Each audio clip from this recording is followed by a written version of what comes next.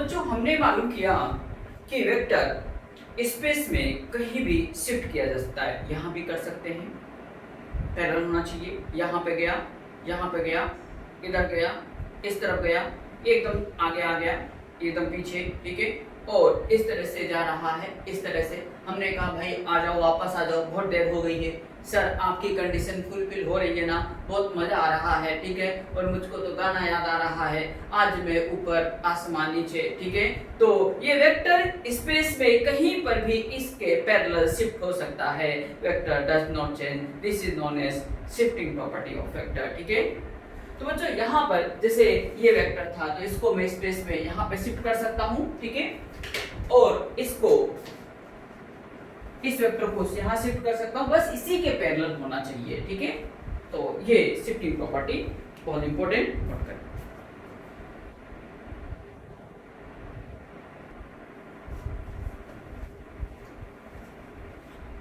Types of vector, बच्चों types of vector भी हम पहला वेक्टर ले रहे हैं parallel vectors. Parallel vector, these are such type of vector which have same direction, जिनकी डायरेक्शन सेम होती है। जब डायरेक्शन दो वेक्टर के बीच में सेम होगी तो बच्चों इनके बीच में एंगल कितना होगा, 0 डिग्री, क्योंकि कभी एक दूसरे को इंटरसेक्ट करेंगे, नीटिंग बात है क्या, यहाँ इंटरसेक्शन नहीं होगा तो एंगल नहीं बनेगा, ठीक है। तो एंगल ना बनने का मतलब 0 डिग्री, ठीक है। अब बच्चों यहाँ पे मैग्नीट्यूड में भी और में नोट भी सेम हो भी सकते हैं और नहीं भी हो सकते हैं, उस मैग्नीट्यूड से कोई लेना देना नहीं है। आप तो ये देखिएगा पैरेलल वेक्टर की कहानी हो तो डायरेक्शन सेम होते ही चिल्लाने लग जाना कि आप हो पैरेलल वेक्टर, आप हो पैरेलल वेक्टर, ठीक है। एग्जांपल, ये वेक्टर है और ये वेक्टर, दोनों की डायरेक्शन क्या है, सेम, मैग्नीट्यूड अलग अलग है इनके, दोनों की डायरेक्शन सेम होते हैं, इन दोनों के बीच का एंगल क्या होता है, 0 डिग्री। यानी रिवर्स में कह सकते हैं जिनके बीच में एंगल 0 डिग्री होगा वो पैरेलल वेक्टर होंगे, ठीक है।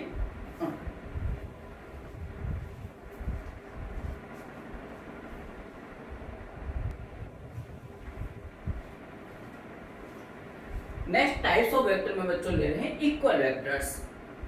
Equal vector, these are such type of vector which have same magnitude and same direction, यानी डायरेक्शन सेम होना चाहिए और मैग्नीट्यूड भी सेम होना चाहिए, तब जाके उनको हम क्या बोलेंगे, इक्वल वेक्टर्स। एग्जांपल हमने दिया है जैसे कि ये मैग्नीट्यूड दोनों का सेम है और डायरेक्शन भी क्या है, सेम, तो इनके बीच में एंगल क्या है, 0 डिग्री होगा।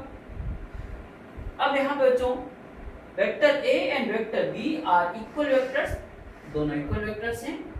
जब कभी भी दो वेक्टर इक्वल वेक्टर होंगे, यानी क्या मतलब, उनका डायरेक्शन सेम, मैग्नीट्यूड सेम, तो उन्हें आप इक्वल लिखने का हक, राइट रखते हो, ठीक है। यानी आप यहाँ पर लिख सकते हो vector A equal to vector B. अगर दो वेक्टर का डायरेक्शन और मैग्नीट्यूड अगर सेम नहीं होते हैं तो आप उन दोनों वेक्टर को कभी भी इक्वल नहीं लिख सकते हैं, ठीक है। और रिवर्स बात करें, जब दो वेक्टर का इक्वल लिखा जाए, दो वेक्टर को, vector A equal to vector B, इसका मतलब है कि दोनों वेक्टर का मैग्नीट्यूड सेम है और डायरेक्शन भी सेम है, उनके बीच का एंगल क्या है, 0 डिग्री है। प्रीवियस एग्जांपल में जिसमें पैरेलल वेक्टर था उसके अंदर हम A vector equal to B vector नहीं लिख सकते हैं, वहां लिखेंगे A vector is not equal to B vector. क्यों नहीं लिखेंगे, क्योंकि वहां पर पिछले एग्जांपल में हाँ मैग्नीट्यूड सेम नहीं था, सिर्फ डायरेक्शन सेम थी। अब यहां पर एक स्पेशल नोट की बात कर रहे हैं हम, आपको जवाब देना है कि क्या हर इक्वल वेक्टर्स पैरेलल वेक्टर्स होते हैं क्या? जी होते हैं। पैरेलल वेक्टर होने के लिए सिर्फ कंडीशन इतनी सी है कि डायरेक्शन शुड बी सेम, मतलब थीटा शुड बी 0 डिग्री, ठीक है। अगर ऐसा है तो आप उनको पैरेलल वेक्टर बोल दीजिए। तो इक्वल वेक्टर में डायरेक्शन सेम होना तो आवश्यक है, मस्ट है। तो अगर 0 डिग्री हो गया तो डायरेक्शन सेम हो गई और डायरेक्शन सेम होते ही पैरेलल वेक्टर है, ठीक है। तो हर इक्वल वेक्टर तो पैरेलल वेक्टर होते ही हैं। लेकिन बच्चों रिवर्स बात बोली जाए कि क्या हर पैरेलल वेक्टर हमेशा इक्वल वेक्टर होते हैं क्या? तो इसका जवाब है, बोलो जी नहीं, मे बी और मे नॉट बी, ठीक है। हो भी सकते हैं और नहीं भी हो सकते हैं। अब आपका समझ में तो ये बात तो आ गई होगी कि सर नहीं हो सकते हैं, ये तो समझ आ गया। हर equal parallel vector equal vector हो भी सकते हैं और नहीं भी हो सकते हैं। कैसे? एग्जांपल देखिएगा कि दो पैरेलल वेक्टर ऐसे हैं मेरे पास, दो पैरेलल वेक्टर ऐसे हैं मेरे पास, देखो, जिनका मैग्नीट्यूड भी सेम है। तो पैरेलल वेक्टर हो गया तो क्या हुआ? 0 डिग्री, डायरेक्शन सेम, और मैग्नीट्यूड मैंने बोल दिया सेम है। तो ये क्या हो गए? ऐसे दो वेक्टर हो गए जिनका मैग्नीट्यूड सेम, डायरेक्शन सेम, यानी ये कैसे वेक्टर हो गए? बोलो, इक्वल वेक्टर। ठीक है ना जी? हाँ, अगर पैरेलल वेक्टर का मैग्नीट्यूड सेम हो तो वो इक्वल वेक्टर के बराबर हो जाएंगे। ठीक है, प्लीज नोट लो।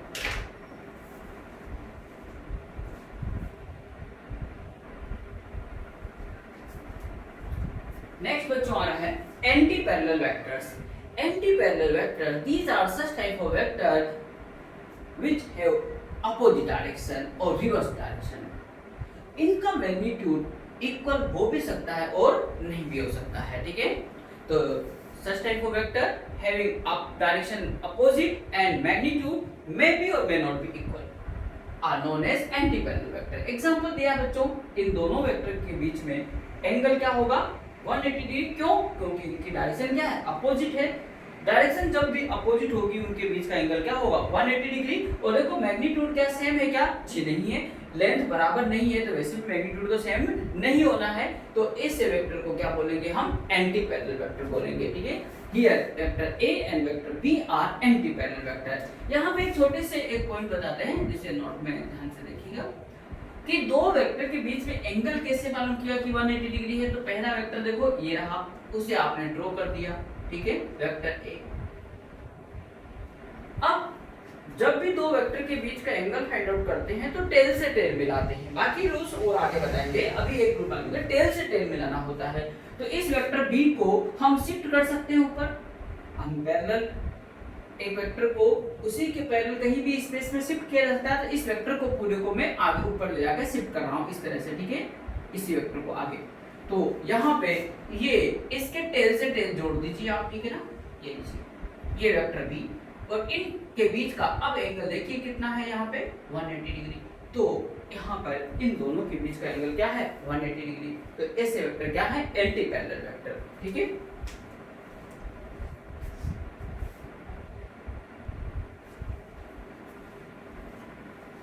नेक्स्ट बच्चों अपोजिट और नेगेटिव वेक्टर्स की बात करते हैं।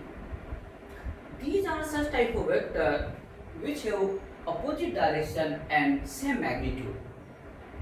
जिनकी डायरेक्शन तो अपोजिट हो या रिवर्स हो, लेकिन डायरेक्शन को मैग्नीट्यूड क्या होना चाहिए? सेम होना चाहिए। तो जो एक चीज और ध्यान रखना, यहाँ पर अपोजिट और रिवर्स तो ठीक है, लेकिन चेंज मत हो, डायरेक्शन चेंज ऐसा मत बोल दीजिएगा, वो गलत हो जाएगा।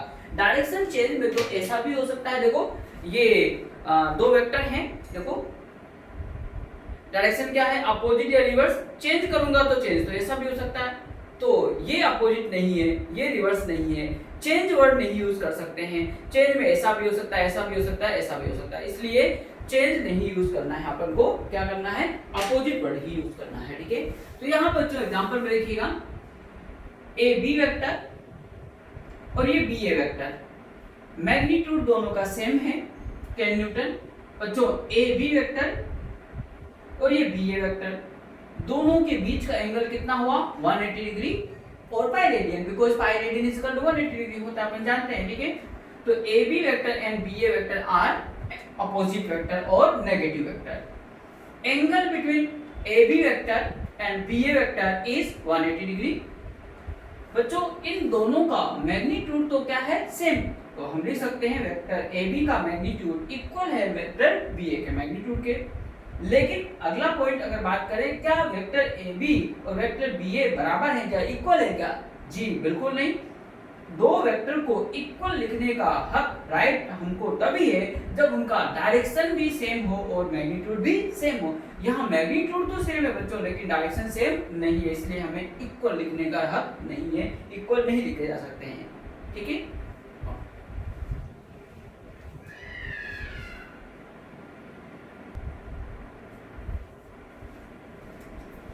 देखिए बच्चों,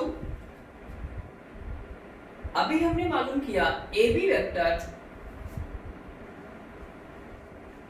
is not equal to B A vector, ये तो बराबर नहीं होता है। But A B vector equal to minus of B A vector, ये हमेशा सही होता है। कैसे, आइए मालूम करते हैं।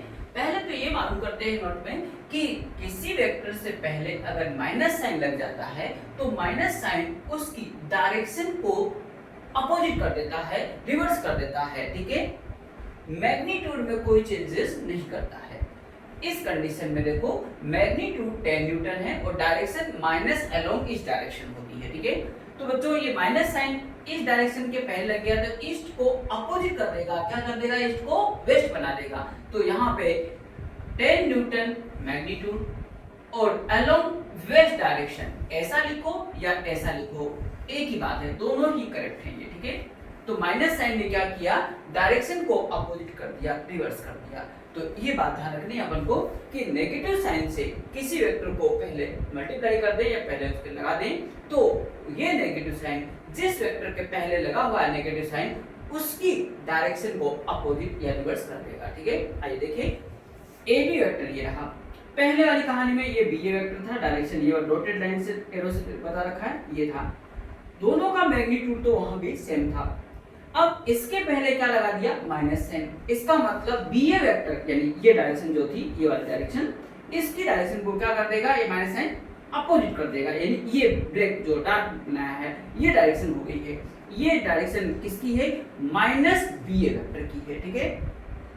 तो बच्चों अब इन दोनों के बीच में, किन दोनों के बीच में, ए बी वेक्टर और माइनस बी ए वेक्टर की डायरेक्शन क्या हो गई है, सेम हो गई है, यानी एंगल 0 डिग्री। मैग्नीट्यूड तो पहले भी सेम था, यानी दो वेक्टर ए बी वेक्टर और माइनस बी ए वेक्टर दोनों का मैग्नीट्यूड सेम हो चुका है और डायरेक्शन भी सेम, तो यानी ये क्या है बोलो, अब इक्वल लिखने का हक रखते हैं।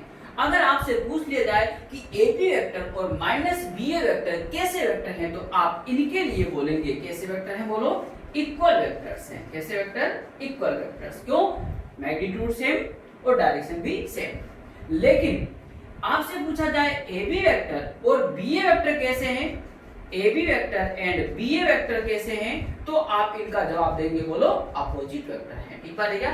इनके बीच में एंगल क्या होगा बोलो 180 डिग्री, और ए बी वेक्टर और माइनस बी ए वेक्टर के बीच का एंगल कोई पूछे तो 0 डिग्री, ठीक है। प्लीज ध्यान रखिएगा।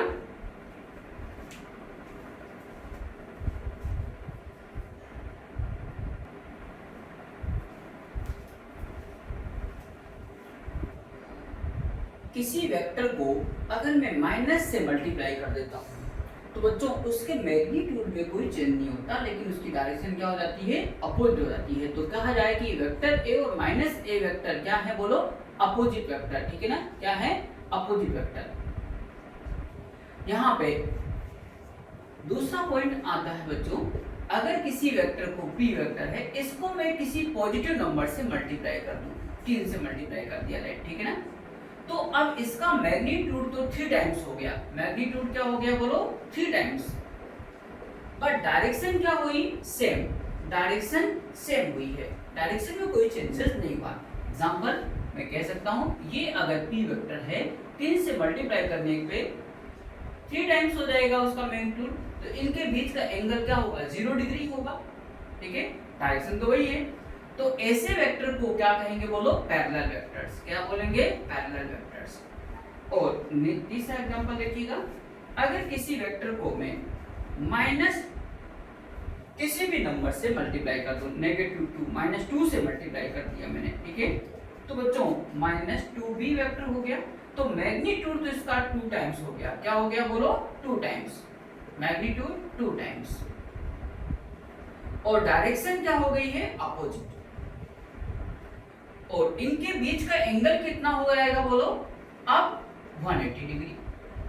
कैसे, देखिए पहले ये b वेक्टर था और अब -2b वेक्टर ये रहा, तो इनके बीच का एंगल क्या हो गया 180 डिग्री, और ये कैसे वेक्टर हो गए बोलो, एंटी पैरेलल वेक्टर्स, ठीक है। तो ध्यान दीजिएगा। अब यहां पे देखो ए बी वेक्टर और B A vector, A B लिखो उसका अपोजिट लिख दो, तो ये हमेशा अपोजिट वेक्टर होंगे, क्या होंगे, अपोजिट वेक्टर, इनके बीच का एंगल 180 डिग्री। बट अगर मैं लिख दूं A B vector and minus लगा के बी ए वेक्टर लिख दूं तो ये क्या हो गए हैं इक्वल वेक्टर्स। क्या हो गए हैं इक्वल वेक्टर्स और इनके बीच का एंगल 0 डिग्री। क्या बच्चों 0 डिग्री, इसके और इसके बीच का एंगल। इसी प्रकार आप समझ गए होंगे अगर मैं P Q vector and Q P vector लिखूं तो ये अपोजिट वेक्टर हैं, अपोजिट वेक्टर्स और इनके बीच का एंगल कितना हो जाएगा 180 डिग्री और पाई रेडियन। बट अगर मैं कह दूं पी क्यू वेक्टर एंड बोलो माइनस क्यू पी वेक्टर, ये कैसे वेक्टर हैं तो ये इक्वल वेक्टर्स हो जाएंगे और इनके बीच का एंगल कितना होगा बोलो 0 डिग्री होगा। ये बहुत छोटी छोटी सी बातें हैं।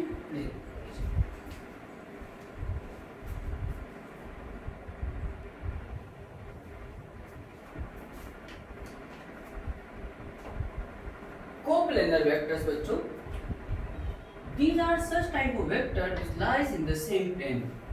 ऐसे वेक्टर जो कि एक ही प्लेन में लाई कर रहे हो वो सारे के सारे कोप्लेनर वेक्टर्स होते हैं। बच्चों टेबल का सरफेस प्लेन होता है, ठीक है, फ्लोर भी एक प्लेन है, ये बोर्ड ये भी एक प्लेन है, जितने भी 2D सरफेसेस होते हैं सब प्लेन हैं, ठीक है बच्चों। वैसे तो प्लेन इनफाइनाइट हो सकते हैं, ठीक है, लेकिन बेसिकली हम प्लेन को मेनली 3 पार्ट में डिवाइड करते हैं। कैसे देखिए बड़े ध्यान से। अपन जानते हैं एक्स वाई जेड कोऑर्डिनेट, मान लेते हैं ये एक्स है, ये एक्स और ये कौन होगा उसका वाई कोऑर्डिनेट और ये अपन जानते हैं ये जेड कोऑर्डिनेट, ठीक है जेड। तो बच्चों ये जो प्लेन आया है किसमें आया एक्स और वाई के बीच में लाई कर रहा है तो ये एक्स वाई प्लेन हो गया। इधर ये y है और इधर z है, इधर जो प्लेन आएगा वो क्या होगा yz और इधर z और इधर x, इधर जो आएगा वो क्या होगा बोलो zx प्लेन। तो generally xy plane, yz plane और zx प्लेन ज्यादातर ये बेसिकली क्लासिफिकेशन मेनली यही यूज आएगा अपने। अब देखिए ये बोर्ड कौन से प्लेन में लाई कर गया xy प्लेन में लाई कर गया, ठीक है। तो इसमें जो भी वेक्टर लाई करेंगे वो क्या होंगे कोप्लेनर। जैसे मैं एग्जांपल दे दूं, ये वेक्टर a, ये वेक्टर b, ये वेक्टर सी और ये सारे के सारे देखो इसी प्लेन में लाई कर रहे हैं। तो ये क्या है बोलो कोप्लेनर वेक्टर्स हैं। तो here we can say vector a, vector b and vector c are coplanar vectors, ठीक है। इनसे ज्यादा भी हो सकते हैं, ठीक है। तो वो भी अगर एक ही प्लेन में लाई कर रहे हो तो कोप्लेनर वेक्टर होंगे, ठीक है। तो अब देखिए बच्चों यहाँ पे आप ये कह सकते हैं कि सर आप तो जो भी वेक्टर बनाओगे इस बोर्ड पे बनाओगे, बोर्ड एक प्लेन है, ठीक है ना, तो हमेशा ही कोप्लेनर होंगे वो तो, ठीक है। तो नॉन कोप्लेनर कब होंगे कैसे, आइए हम बात करते हैं, ठीक है। कि इमेजिन करिए ये एक प्लेन है, देखिए बड़े ध्यान से। तो मैं इस पे वेक्टर बना रहा हूँ, ये वेक्टर ए वेक्टर, ये बी वेक्टर बच्चों, ठीक है। तो एक ही प्लेन में लाई कर रहे हैं अभी, क्योंकि के प्लेन थे।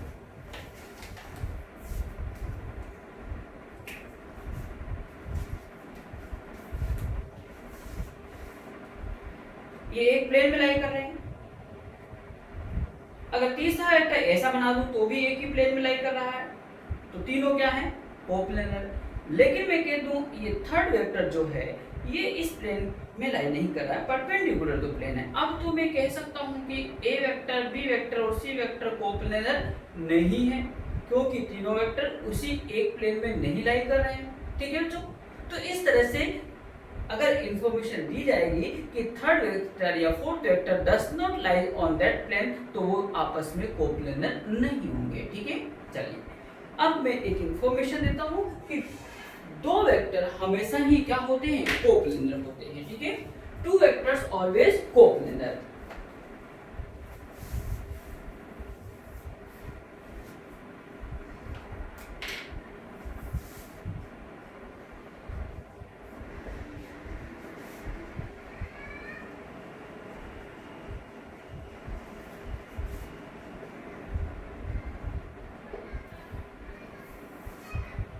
जैसे हम बात करते हैं दो वेक्टर कोप्लेनर हैं, देखिए ये दो वेक्टर हैं,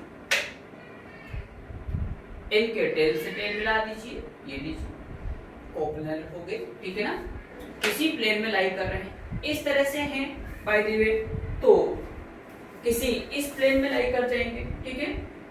अगर ऐसे हैं तो कोई दूसरा एक अनदर प्लेन लेके आऊंगा तो उसमें कोप्लेनर हो जाएंगे। तो दो वेक्टर हमेशा कोप्लेनर होते हैं, किसी न किसी एक प्लेन में जरूर लाई करेंगे। तीन वेक्टर इट मे बी और मे नॉट बी हो भी सकते हैं और नहीं भी। अभी एग्जांपल दिया भी था मैंने कि तीन वेक्टर अगर इस तरह से हैं, ये देखो ए वेक्टर, बी वेक्टर और ये तीसरा सी वेक्टर, तो तीनों के तीनों क्या है, इसी प्लेन में कोप्लेनर हो गए। लेकिन ऐसा हुआ तीसरा वेक्टर, तो अब तीनों वेक्टर कोप्लेनर नहीं है। तो दो वेक्टर तो हमेशा क्या होंगे बोलो, कोप्लेनर, और तीन वेक्टर हो भी सकते हैं और नहीं भी हो सकते हैं, तो ध्यान रखना है।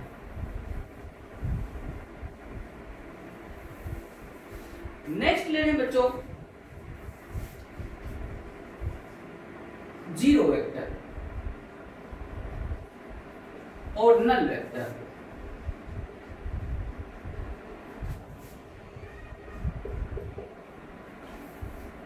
ऐसे वेक्टर जिनका मैग्नीट्यूड 0 होता है और direction not specified. Not specified का मतलब इनडिटरमिनेट।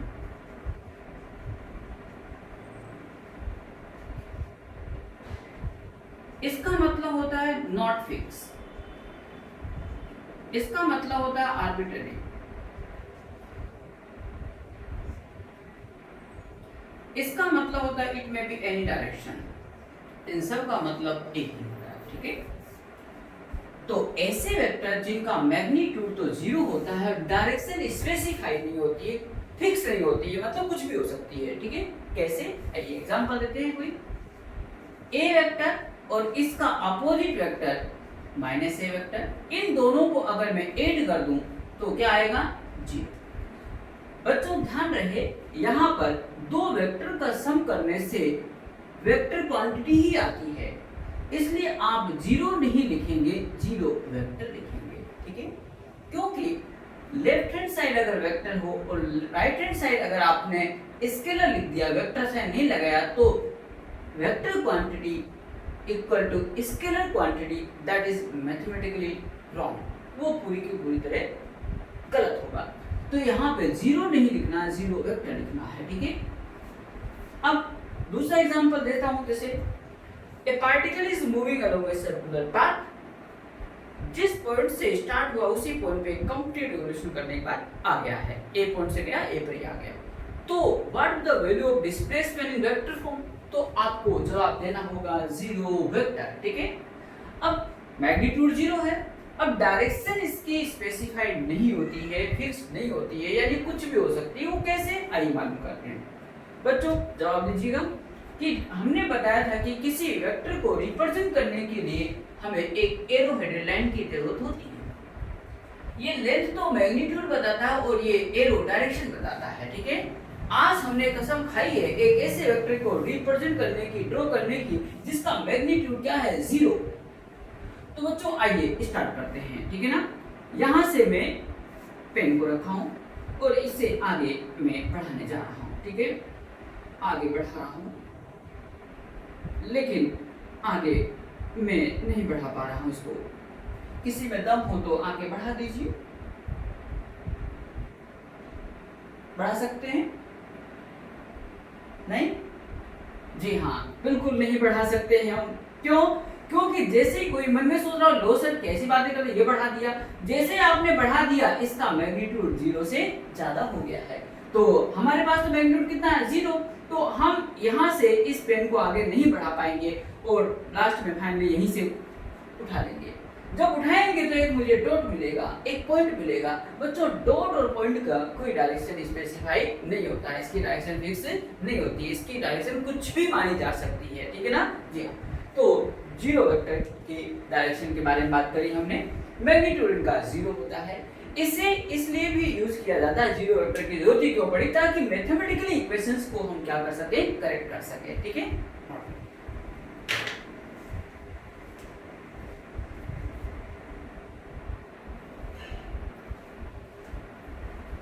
दोस्तों आज हमने बेसिक कुछ बातें वेक्टर के बारे में मालूम करी, ठीक है, जिससे सिर्फ आप थोड़ा सा रिवाइज कर लीजिएगा, कोई प्रैक्टिस करने की यहाँ जरूरत नहीं है, आगे हम खुद बता देंगे कब प्रैक्टिस करनी है। तो जो भी टॉपिक वेक्टर की बातें कर रहे हैं एकदम बेसिक जीरो लेवल से हम चल रहे हैं, ठीक है ना। ऐसा नहीं सोचिएगा कि ये छोटी छोटी बातें क्या बता रहे हैं, ठीक है। वहाँ से लेके हर तरह की हर नॉलेज दी जाएगी आपको, ठीक है। तो आपको कहीं और से परेशान होने की जरूरत नहीं है कि कहीं और से देखना पड़ेगा। Everything should be given here, ठीक है। Thank you.